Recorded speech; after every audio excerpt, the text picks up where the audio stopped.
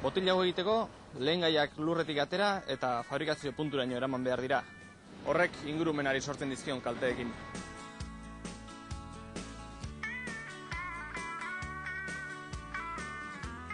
Beste botila hau egiteko berriz, ez da horrelako bat besterik behar. Beira ehuneko ehunean birziklagarria da, eta gainera energia gutxiago behar da horrelako bat egiteko. Non bota? Zuk ikusi, nik hemen.